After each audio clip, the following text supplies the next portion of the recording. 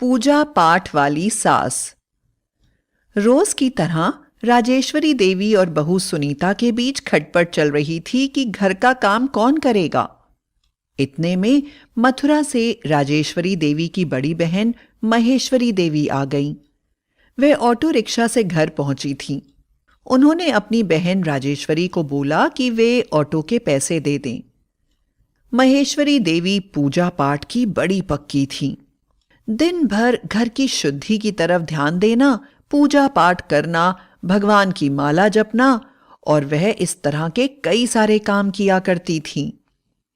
लेकिन महेश्वरी देवी की यह आदत थी कि पूजा पाठ के दौरान और शुद्धि के दौरान वह चिल्ला चिल्ला कर पूरे घर को सिर पर उठा लेती थीं। राजेश्वरी को रोज बेट्टी पीने की आदत थी और उसने बहू को बेट्टी देने के लिए आवाज लगाई। बहू, मेरी बेटी, बेट्टी नहीं आई अब तक, जल्दी लाकर दो। सुनीता ने चाय की प्याली ली और झट से सास के कमरे में रख आई। यह देख महेश्वरी देवी अपनी बहन पर चिल्लाने लगी। छी छी, यह क्या तरीका है? सुबह सुबह बिना मुंह धोए, बिना नहाए, बिना पूजा पाठ किए चाय पी रही हो। यह क्या बेहुदा हरकत है? बहन राजेश्वरी बोली, दीदी, अब इतनी सुबह कौन उठेगा, नहाएगा, पूजा पाठ करेगा, फिर उसके बाद चाय पिएगा? महेश्वरी बोली, हाँ हाँ, मैं सब समझती हूं। बासी मुंह चाय पीना तो जैसे तुम शहर वालों के लिए अमृत पीने के बराबर है। अभी तो बिना मुंह धोए चाय पी रही हो। अगर कल को कोई बीमारी हो जाएगी फिर मुझे मत कहना कि आपने बताया नहीं। डॉक्टर के चक्कर काटेगी तू। महेश्वरी देवी मंदिर में जाती हैं और वहां पूजा पाठ शुरू कर देती हैं। ओम श्री कृष्णाय नमः, ओम श्री कृष्णाय नमः। इतने में पूजा घर में पड़ोस के बच्चे खेलते खेलते पहुंच जाते हैं। उन्हें देख महेश्वरी देवी चिल्लाने लगती हैं, हे राम, अशुद्धि हो गई, अशुद्धि। यह बच्चे बिना नहाए पूजा घर में घुस गए। अब मुझे दोबारा से पूरे कमरे की शुद्धि करनी पड़ेगी।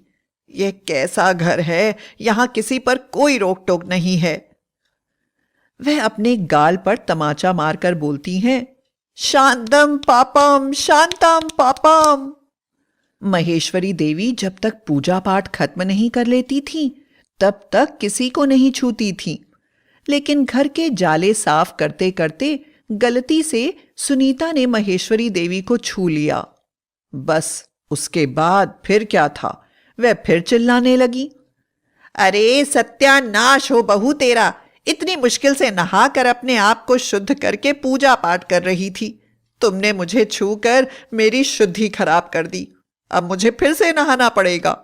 यह कैसे वाहियात संस्कार हैं इस घर के लोगों के। आप लोग एक भी काम ठीक से नहीं कर पाते।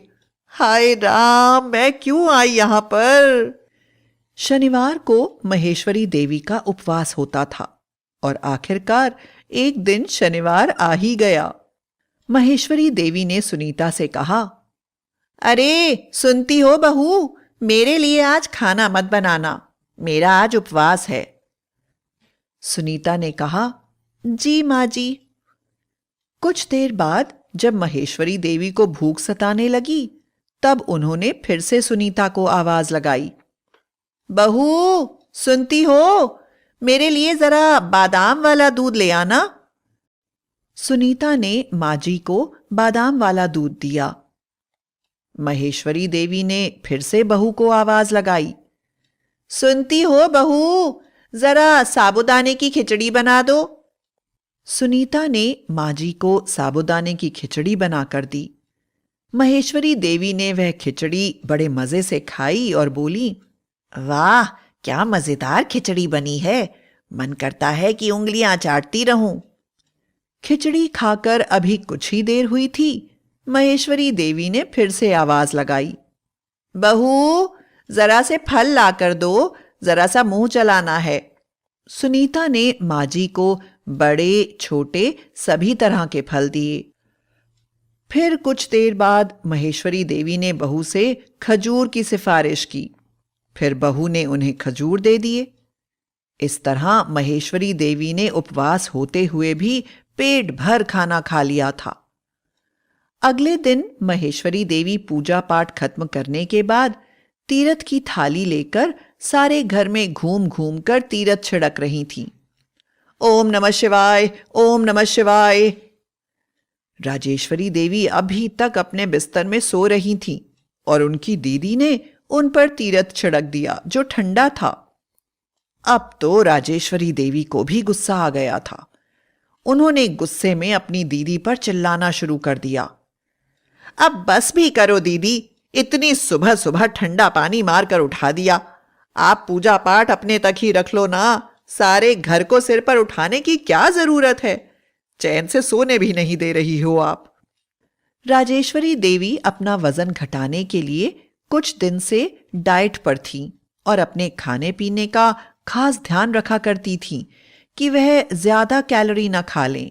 लेकिन जब भी राजेश्वरी देवी कसरत करना शुरू करती, तब महेश्वरी देवी, उनकी दीदी, हाथ में प्रसाद की थाली लिए वहां पहुंच जाती थी और प्रसाद के रूप में रोज बहन को मीठा खिलाती। महेश्वरी बोली, लो बहन, प्रसाद ले लो, तुम्हारी हर कामना पूरी होगी। बहन बोली, दीदी आपको तो पता है मैं डाइट पर हूं, मैं मीठा नहीं खा सकती, आप किसी और को यह प्रसाद दे दीजिए। महेश्वरी बोली, अरे तेरे मुंह में कीड़े पड़ेंगे जो प्रसाद को मना किया तुमने, श्राप लगेगा, श्राप। प्रसाद को यूं मना नहीं करते, जल्दी से तौबा कर लो और प्रसाद स्वीकार करो। राजेश्वरी अपनी दीदी से खासी परेशान थी। वह दीदी को मन में कोसने लगी, अरे बाबा, इस दीदी ने तो सारे घर में उधम मचा रखा है, पूजा पाठ के नाम पर सबको तंग कर रही हैं। अब इन्हें कैसे समझाएं कि हमें रोज रोज तंग ना किया करें। अपनी सास राजेश्वरी देवी को परेशान देखकर सुनीता को बड़ी हंसी आ रही थी, लेकिन वह उनकी परेशानी को दूर करने की तरकीब सोचने लगी। अगले दिन जब महेश्वरी देवी सुबह सुबह उठकर आंगन में झाड़ू लगा रही थीं, तब सुनीता भी उसी समय पर उठ गई और आंगन में आकर महेश्वरी देवी से बात करते करते सवाल करने लगी। माँ जी, मुझे आपसे एक बात पूछनी है, पूछूं? महेश्वरी देवी ने कहा, हाँ पूछो बहू, क्या पूछना चाहती हो? वैसे भी तुम्हारे पास करने के लिए कोई और काम तो है नहीं। सुनीता ने पूछा, माँ जी, आंगन में सुबह सुबह झाड़ू क्यों लगाना चाहिए? इससे क्या फायदा होता है? और झाड़ू ना लगाएं तो नुकसान क्या होता है? महेश्वरी देवी बोली, बड़ी आई सवाल करने वाली। अरे यह सब शास्त्रों में लिखा है और जो लिखा है वह हमें बिना सवाल जवाब किए करना चाहिए।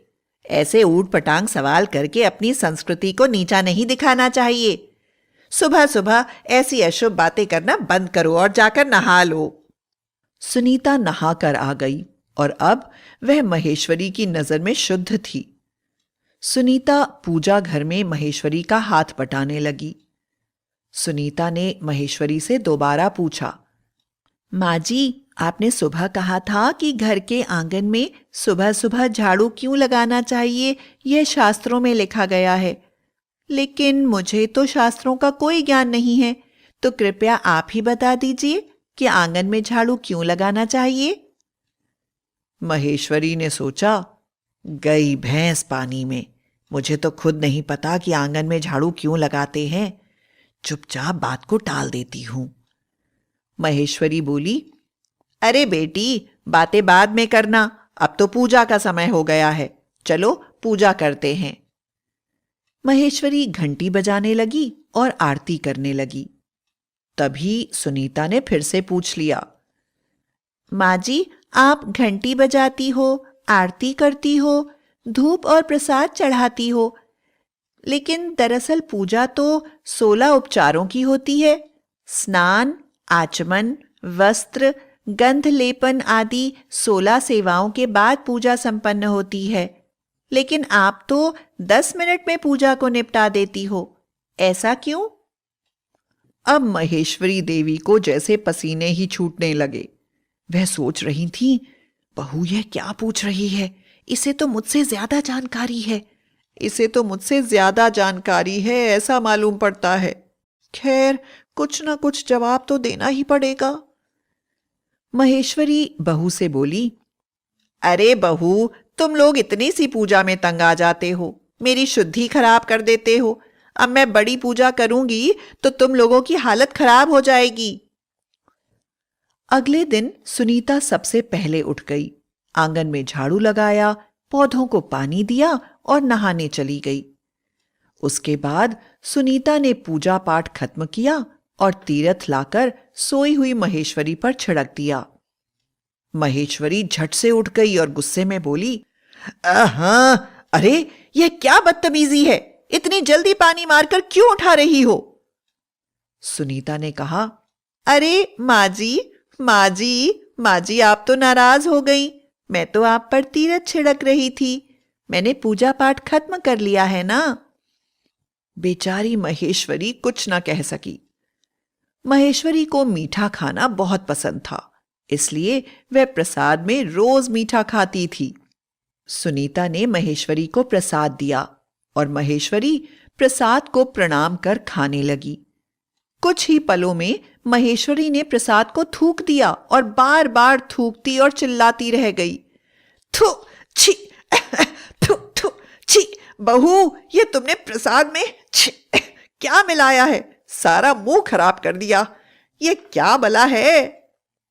सुनीता बोली, माँ जी, मैंने तो प्रसाद में गोमूत्र मिलाया है, वह बहुत पवित्र होता है, इससे शरीर और मन की शुद्धि भी होती है।